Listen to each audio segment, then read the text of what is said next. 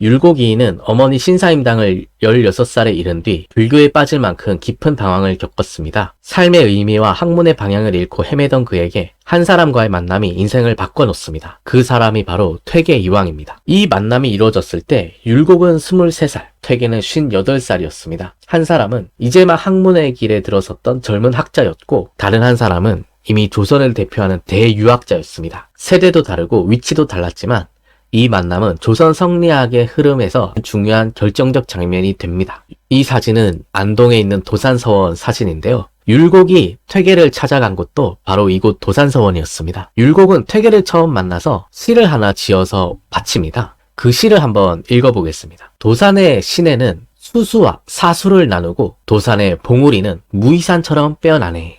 여기서 수수와 사수는 공자가 제자들을 가르치던 강 이름입니다. 무이산은 주자가 학문을 닦던 산입니다. 그러니까 율곡은 도산을 공자와 주자의 학문 공간에 비유한 것이죠. 그러면서 율곡은 시에서 이렇게 말을 해요. 소자는 도를 듣기 위해 이곳에 온 것이지 한가로움을 달래려 온 것이 아닙니다. 그러니까 율곡은 이 방문이 단순한 관광이나 예의 방문이 아니라 정말 삶의 방향을 묻기 위한 진지한 구도의 자리임을 말한 것입니다. 이에 대해서 퇴계도 한마디 해야겠죠? 퇴계가 이렇게 답합니다. 시름시름 앓던 차에 그대가 와서 내 정신을 시원하게 해주었습니다. 퇴계가 아마 이 젊은 후학의 학문적 열정과 진지함에 감명이 있었나 봐요.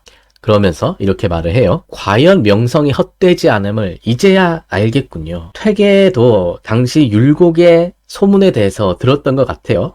소문으로 이미 당신의 명성을 들었는데 실제로 보니까 뛰어난 학자임을 알겠다. 그러면서 퇴계는 율곡에게 이렇게 조언을 합니다. 과한 시연은 접어두고 노력 공부로 친해져 보는 것이 어떨까요? 이후에 율곡은 이제 며칠간 여기 머물면서 퇴계와 함께 삶과 학문에 대해서 깊은 얘기를 나누게 됩니다. 율곡이 돌아간 뒤에 퇴계가 제자 조목에게 편지를 쓴 것이 있는데요. 여기에는 율곡에게 받았던 인상을 솔직하게 적고 있습니다. 얼마 전에 이이라는 유생이 나를 찾아왔는데 젊은 후학이 무섭구나라는 말이 와닿았다. 그러면서 이렇게 평가합니다. 그 사람은 명석하고 시원시원하며 아는 것이 많았다. 당시 퇴계가 짧은 만남에도 율곡의 기량을 다 평가하고 있었죠. 퇴계는 한 가지 아쉬운 점이 있었나 봐요. 그 점을 이렇게 말을 합니다. 다만 그가 시와 문장을 너무 숭상한다고 들어서 일부러 시를 짓게 하지는 않았다.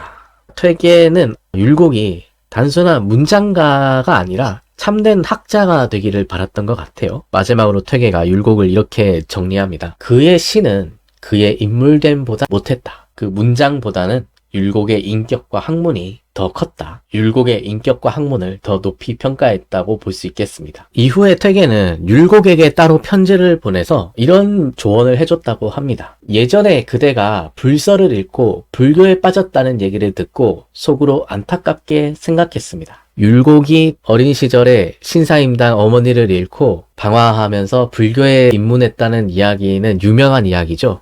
퇴계도 그 얘기를 듣고 안타깝게 생각했다는 겁니다. 그러면서 퇴계가 이렇게 말을 해요. 그런데 지난번에 그대가 나를 찾아와 과거의 사실을 속이지 않고 솔직하게 말하는 것을 보고 그대는 함께 도에 나아갈 수 있는 사람이라는 것을 알았습니다. 그러니까 퇴계가 도산에서 직접 만난 율곡을 보고 율곡의 태도를 높이 평가했어요. 자신의 잘못과 젊었을 때 방황을 숨기지 않고 마주하는 그 정직함과 용기에 대해서 퇴계가 높이 평가하고 있습니다. 그러면서 퇴계가 또 이렇게 조언을 해줘요. 큰 지혜와 큰 용기를 가진 사람만이 스스로 깨닫고 스스로 고칠 수 있습니다. 그러면서 퇴계가 율곡을 이렇게 격려를 해줍니다. 그대는 학문을 그르쳤다고 탄식했으나 이제 그대의 나이가 겨우 약관에 불과한데 낭중지추처럼 뛰어나니 학문을 그르쳤다고 말할 수 없습니다.